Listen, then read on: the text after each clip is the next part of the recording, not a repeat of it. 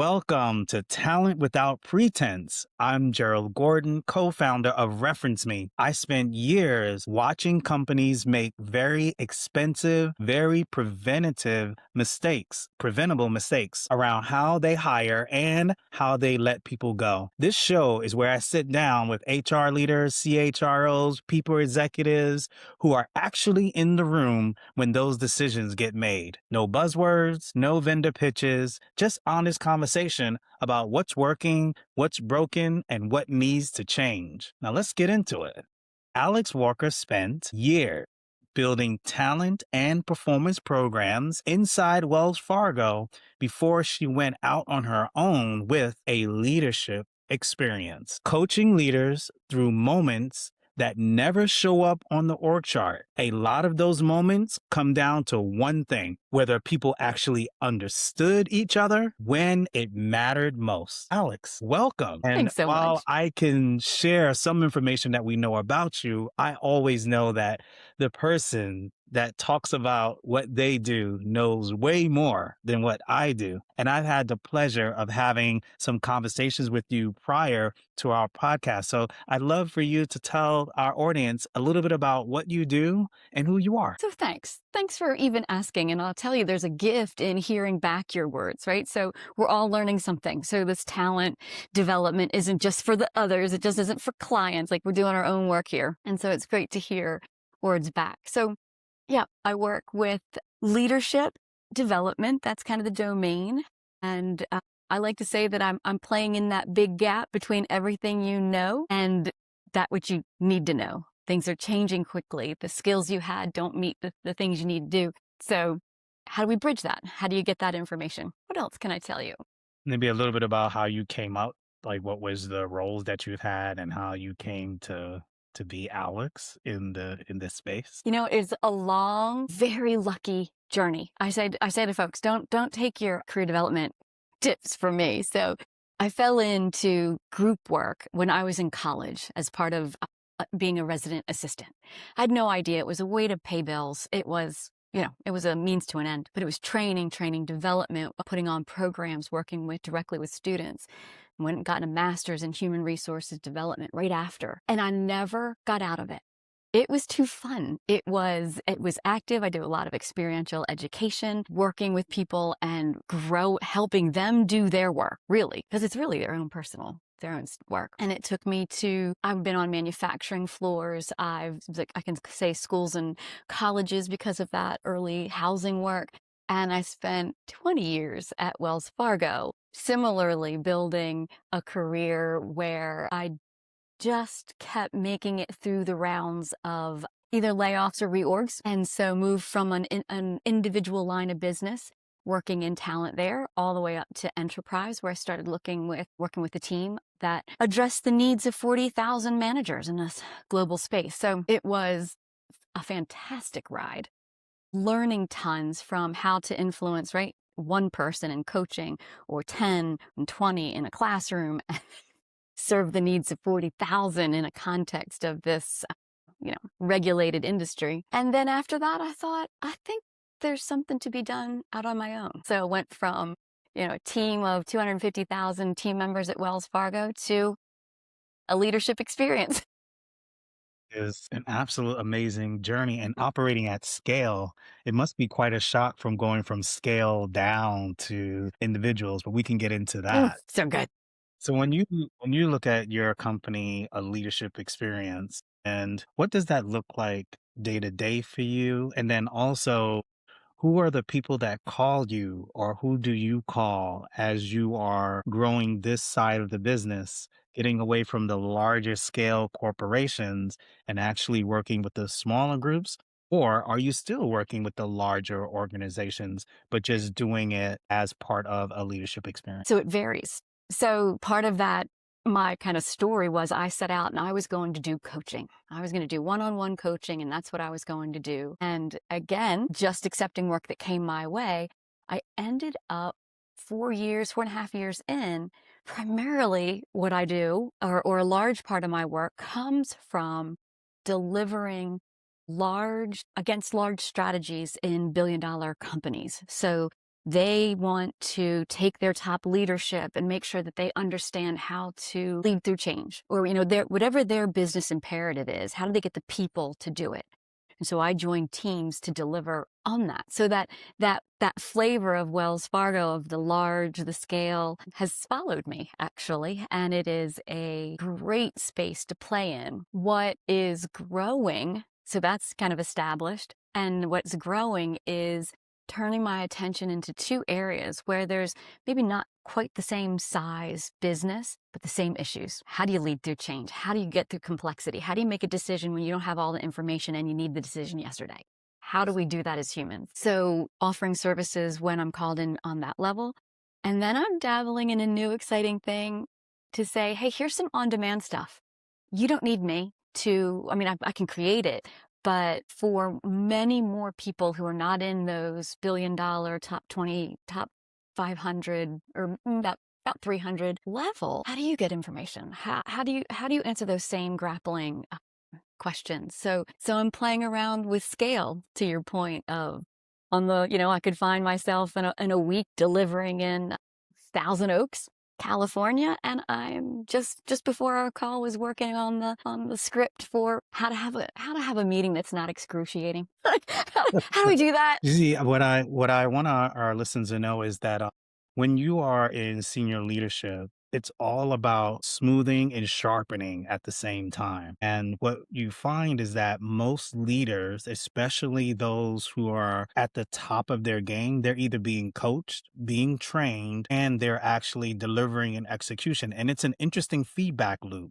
You get coached, you start implementing the things, and then you start making those changes, and that's how you actually grow as a leader. So Alex is one of those who are in the room with executives and helping them understand what their strengths are, sharpening those things, and then they're coming back over and over again to actually improve on themselves. This is a game changer, and I am just so excited about learning a little bit more about how you work with these leaders. So, if you can pull a little bit of the curtain back, let's walk into the room with you, and you got 40 eyeballs looking at you. All of them are senior leaders. They've given you the floor. They probably have some skepticism, but they know that they need to take this training. What happens when you walk in the room, and what are some of the things that you start them off with? So style wise, and it's almost a non-negotiable. So I'm going to say style, but for me, it's a non-negotiable. Building trust and psychological safety on the get go. The first email, the greeting him at the door. So if it's a training per se, and I did some work recently, people want to go and they don't want to go. Like they've been chosen, it's great, but it's 4 days. Like it's this tension between how to work on yourself, but you're still trying to deliver back at the office. And so acknowledging what it takes for people to get there is huge. So that's some kind of philosophical approach. I do believe that people have far more knowledge than they know. So they think, they're going to come in and I'm the expert, right? Like sit down and they get the pencil and they get ready. And they walked in with a tremendous amount of knowledge and information to give each other, to harness and maybe sharpen. Maybe they knew more than they thought they did. So holding up, a lot of my work is about kind of holding up a mirror. Even if a question's asked, what a great question to hold and to grapple with. That in itself is a leadership skill. Mm. So yes, an expert and coming in with information, but the vehicle really is through relationship and through what the group already knows to pull out what's in there and then provide a model, provide a tip, provide direction. Certainly, but there's greatness in every seat in that room, I believe. Now, the more I think about what you said, the more it makes sense, right? So you're not going to be greater than the whole. Mm. So as people get together, especially if you're able to curate the right people in the room, we always say having the right people on the bus, then there's going to be a magical thing that happens, especially if everybody is open and there's a way to share free forming information. They can actually really build and learn something in those 4 days about how they are actually growing. And so I do get that. I get the fact that, yes, they have an expectation when they come in the room, but they may not realize that they are a big part of what happens in the room.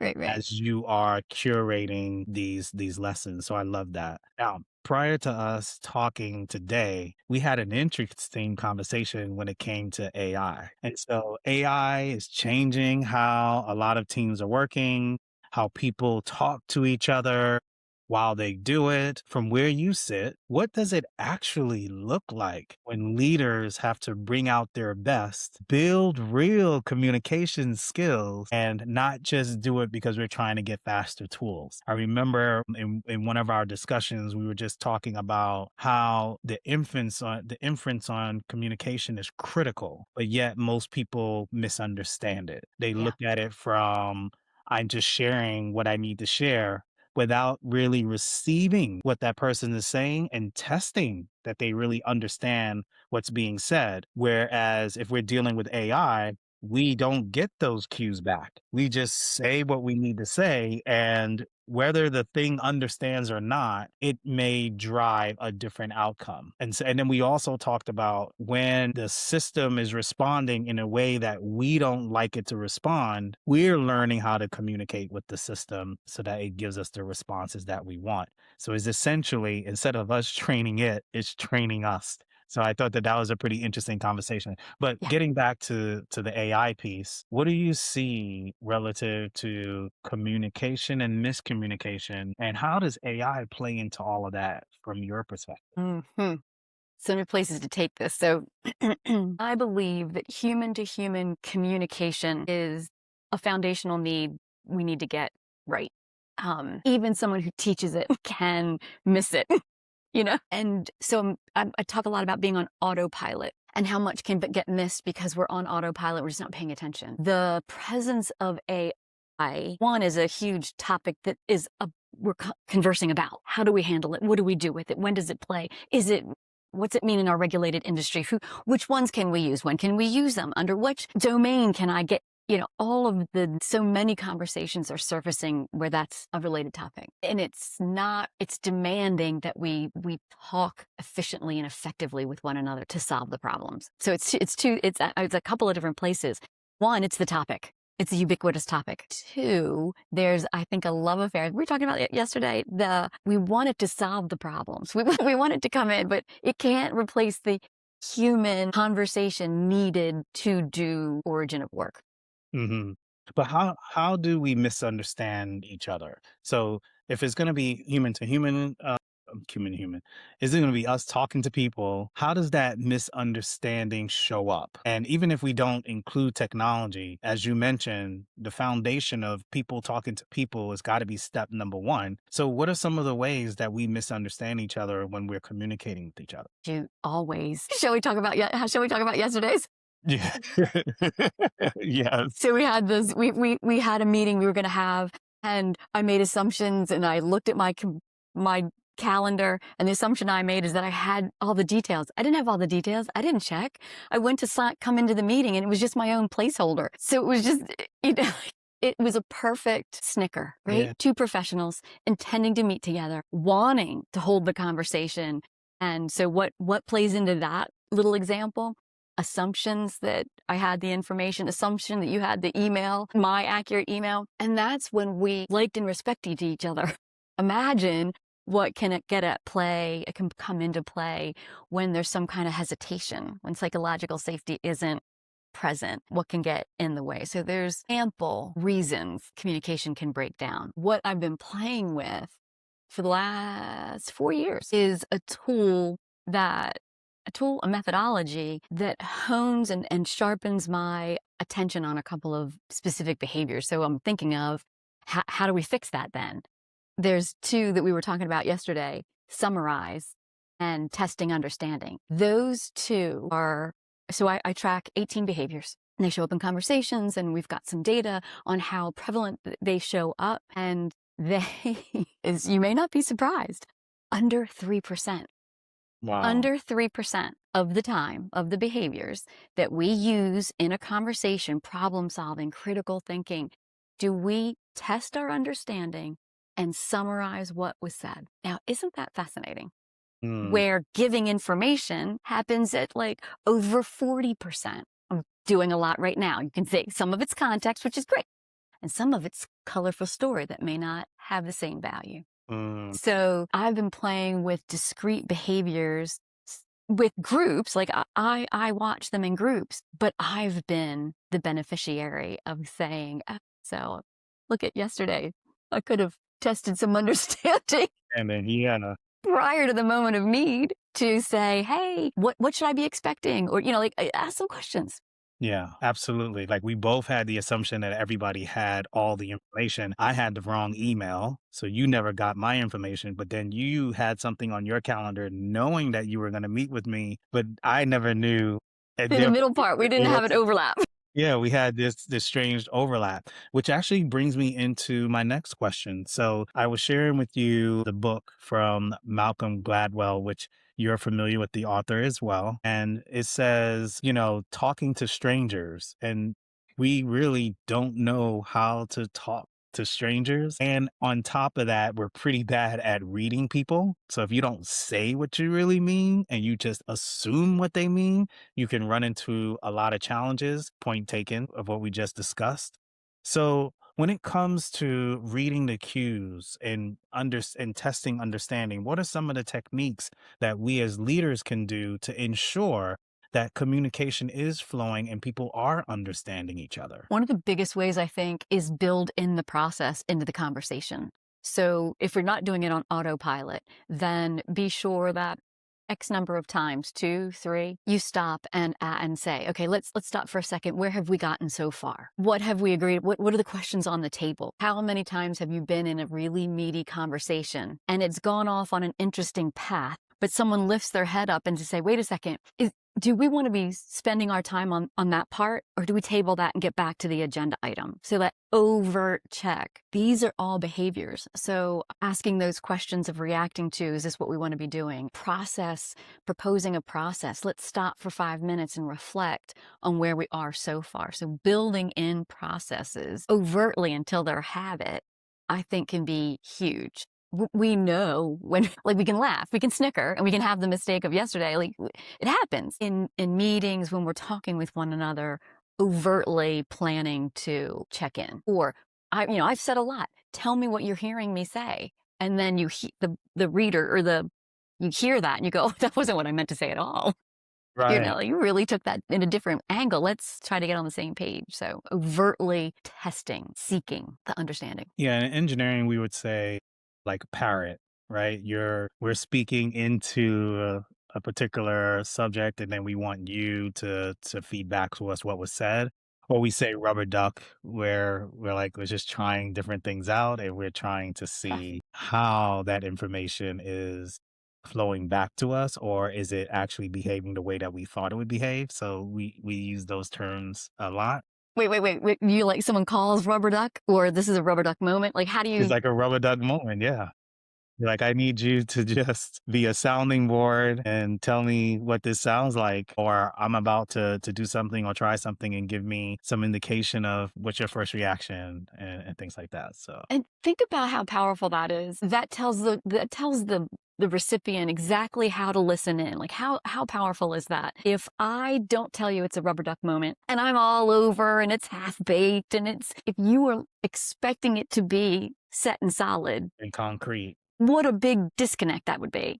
yeah, But if I tell you how to listen to me and how to engage, then now we have it's like a mini contract. Like, oh, I understand what that is. It's supposed to be messy, and I can bring in ideas, and I know what my role is. That's a huge technique. I'd say it's a powerful technique that tells everybody how to operate in that mini conversation. yeah. So I tend to do that with people I work with as well. So when I either get to a new team or have a new team, the first thing I do is I say, here's how I like to be communicated to. Here is how I communicate. Like sometimes I could be very direct. Just understand that I'm not doing that from a personal perspective is I may have 50,000 things going on at the same time and this is how it comes out. I let them know that I'm a people first type of leader. So I have these rules that I always share with my team about how I interact and what I expect for the people I work with. It has been very successful and people have appreciated that coming from their leader. It's almost like giving them a one pager on me and how I operate. Think about that. That's pretty astute. Organizations do it, right? Visions and values, how we operate, how we're going to be with one another. Organizations have that. Teams have that. Team contract. What's okay to be on the team. Individuals have that, all the way down to the rubber duck moment. Like, a conversation can have that, and that structure helps all involved know how to play. That's Hmm. pretty cool. I've Oh, never thought of I it in that layered way before. Yeah, it's just something that I learned from mentors and people that I Yeah. operated in. It was important to us. Mhm. Yesterday we had an interesting conversation. We said, so summarizing and testing thinking and all of that stuff can be done by AI. And while it can be done by AI, I did ask the question is it still better to do that human to human? And you said absolutely better to do it human to human, even if you have AI that can do the summarization and you're in the meeting and it takes the notes. It's still even better to have a human to human communication. Now, I obviously think I know what that is, but I'm going to use this testing understanding and have you tell us why would it make more sense that the individuals in the room are doing the summarizing? They could allow AI to summarize as well, but there's something magical that happens when you are testing understanding. Can you give us a view of why human to human is still really important, even though we have computers now that can do summarizations for us? Yeah.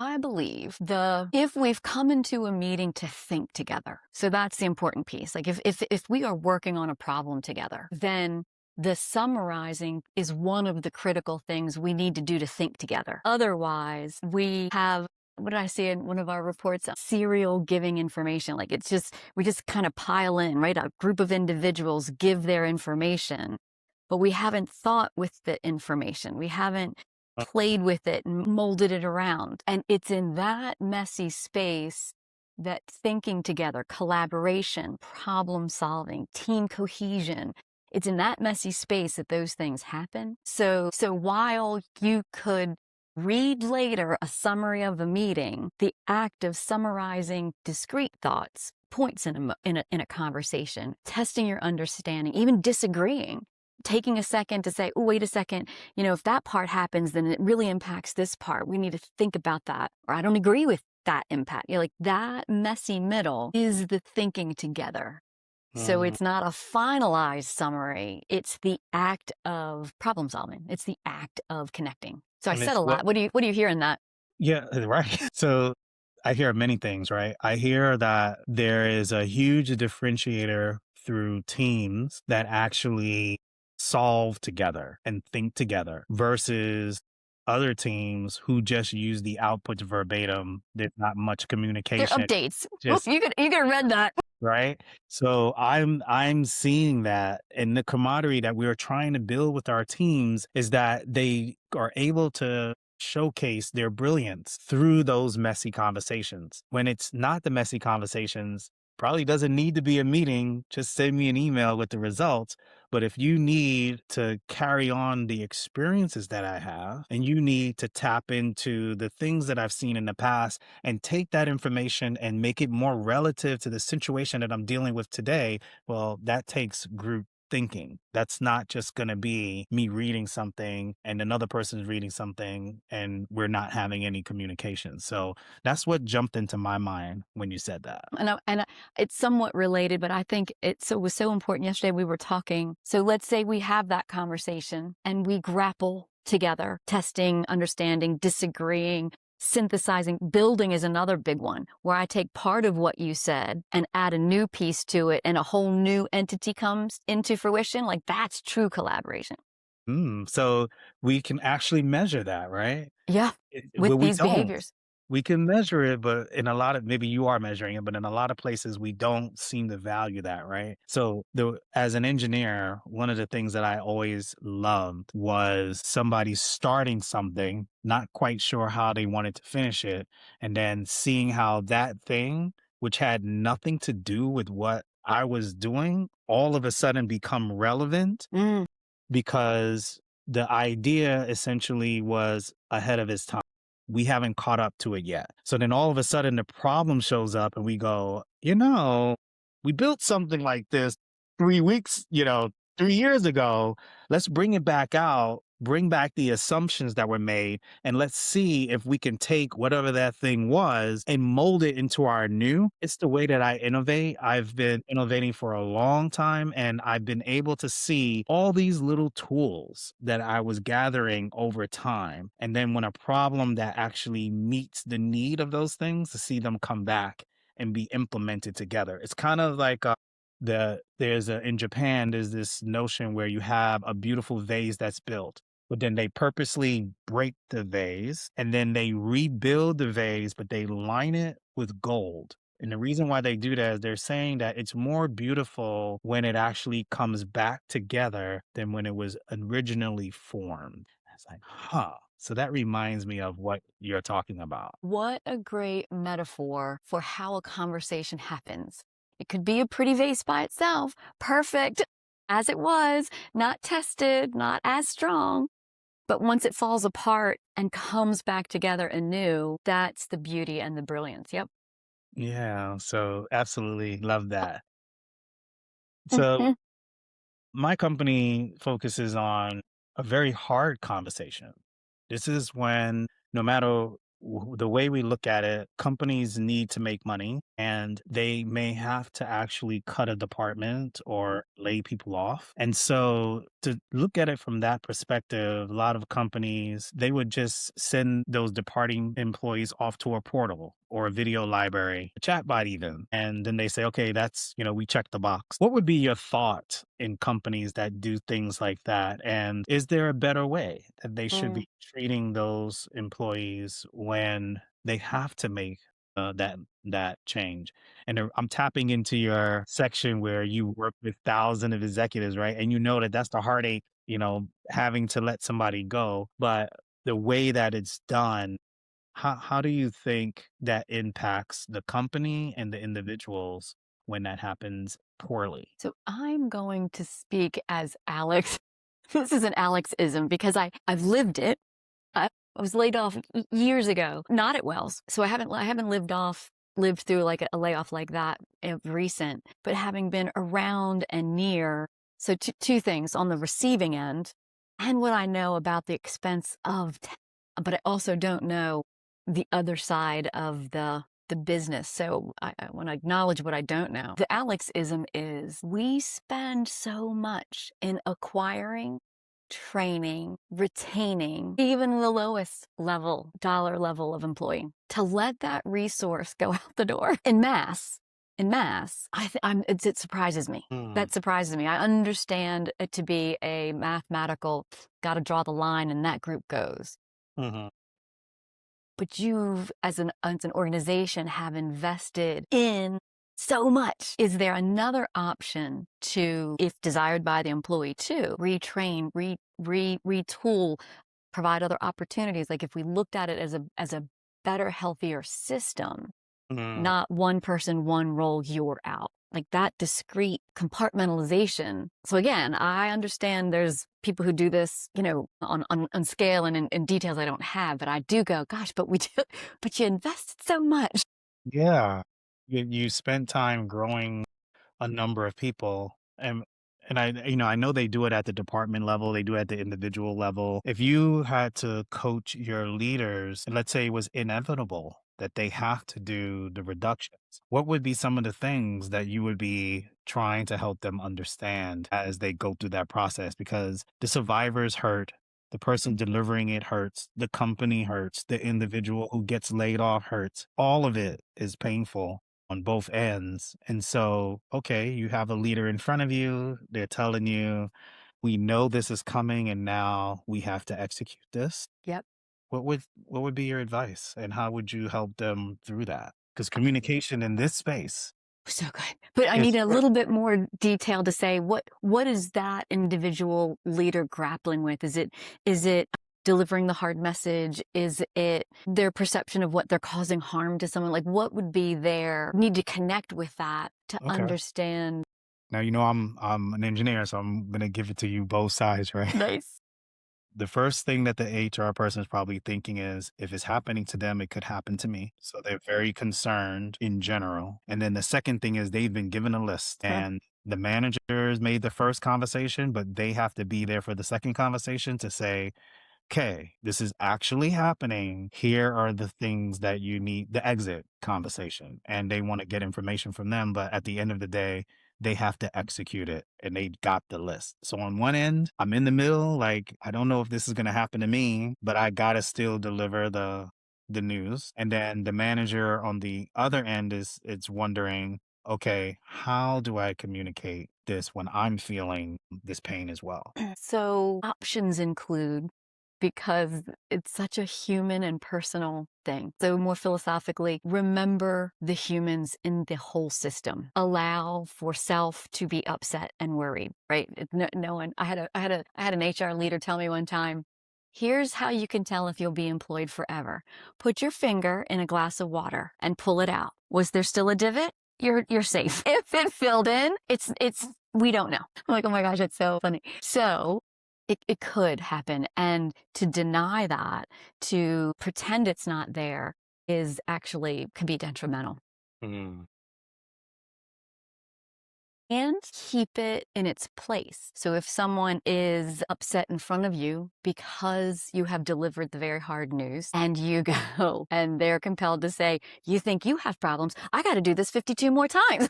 Okay, no, right? Like it has to be felt and positioned in, is it the right time and place? Does that mm, make sense? So pulling it apart and compartmentalizing it in some way.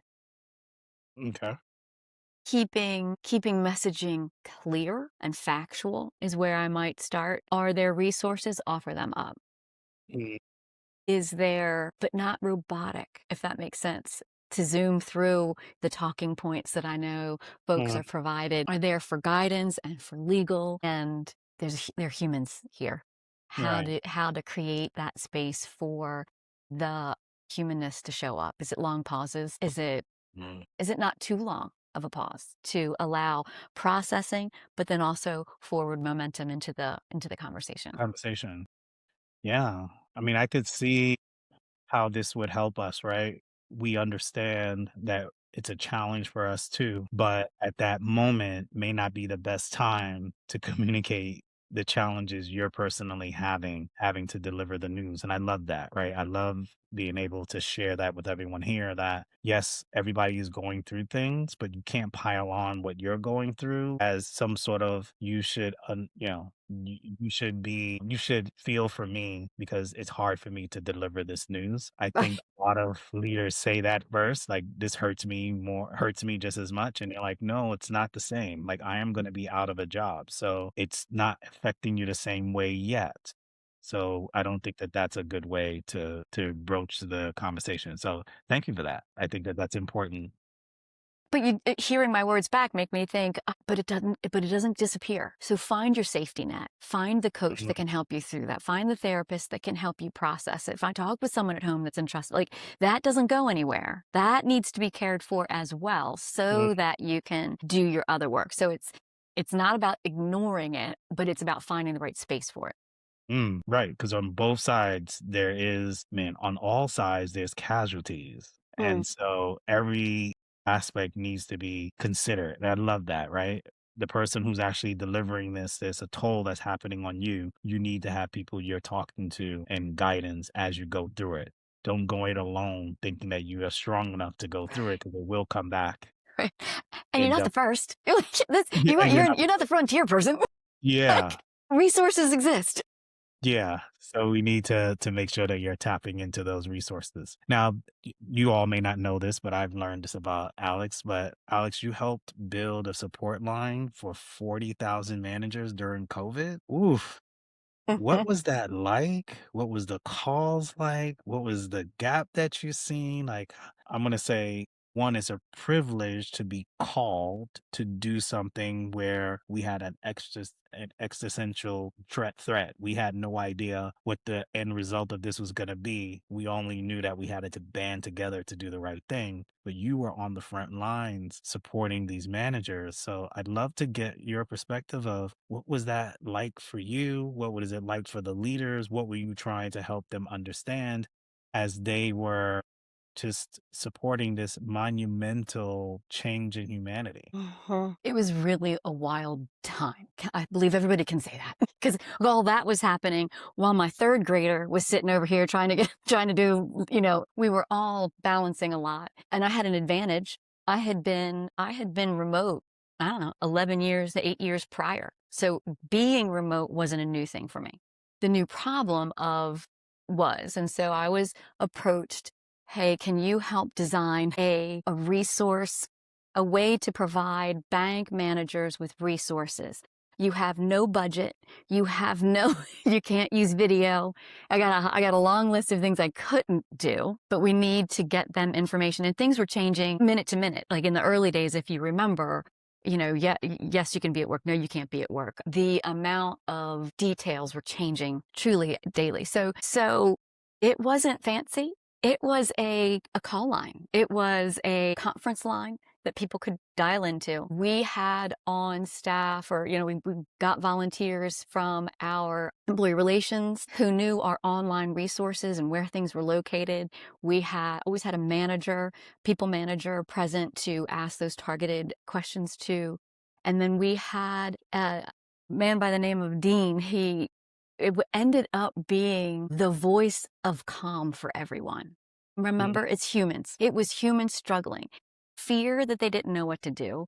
Yeah. Uncertain, they were trying to keep banks open, just chaos. So the human part of it was a lifeline that they could call, someone who could get information. And we ended up, we would, at first we met 2 times a week Hmm. to answer all of the calls. And so we would answer, if we couldn't answer it then, we would answer it in the next call. Ended up being a source of information and calm for folks to orchestrate that. It was quite an honor. And we had people calling in who represented full teams, like, hey, I'm here for the such and such a region. Like they would take it back to their group. And my big personal compliment came from Dean, who was coming towards the end of a very long, tenured career, excellent at leading his own teams, full departments. And he said, he's something like, I'm a little sorry I'm retiring. I would have worked for you, no problem. Like that was like, he was like, I was like, oh my God, because he was such a tenured leader, right? Yeah, but he Tenured was and recognizing what you've done and how you helped in this very trying time. Like I remember not being able to visit loved ones. I oh, remember people falling away. I remember the terror on the elderly. I remember all of these things. And so I just want to thank you and the organization for doing that. One of these wonderful things that I get to do talking to great people like you is when they've actually have been a part of saving humanity, want to be able to give them their flowers and let them know that we are here because of the wonderful work that you all have done. So definitely want to thank you for that. well, it wasn't the front lines of like the medical folk, but we were trying to keep the lights on and people calm and making one Yeah. decision after the other. And it was a full team. So while I kind of pulled things together, and it's so hard to say who, yeah, it was a full team effort going Mhm. through all And you that. see how important that communication was. Yeah. And it was a critical time for people to show their humanity. Hmm. And in a lot of ways, we didn't see that, but in some of the ways we have. And I just think that that's amazing. So, Alex, I want to thank you for being a genuine, honest way of looking on the inside of communication, the inside of what it's like to tackle miscommunication, giving us tools on how we can actually test for understanding. And then we need to hear more about those 18 or 19 markers that you measure, but a Yes. true understanding of why communication is critical, not just on the surface of what's being said, but more about what it looks like when it's implemented and how people can receive it. And I just think that this was a masterclass in that, using real examples, especially between our miscommunication earlier. So funny, right? I think that's I hilarious, teach this. I'm above any mistake. right? And so I love that, you were able to bring that to the podcast. If anybody would like to reach out to Alex, you can find her information in the show notes. And again, I just want to thank you so very much for joining us. It Now, has if you're been my pleasure. Thank you. And if you're looking for me, my name is Gerald Gordon. The company that I run is called Reference Me. And what we do is we help companies when they have to make these workforce transitions. So if you're interested in learning more, just go to referenceme.ai. And Alex, do you have a way that people can reach out to you? I am out on LinkedIn, might be the best way. Alexandra Miller Walker out on LinkedIn. All right. And when we post this, we have a way for folks to come and get some play with the 18 behaviors and just see what, build Okay. those skills. Complementary because the world needs better communication. That's fantastic. All right. So thank you all. Have a great remainder of your day.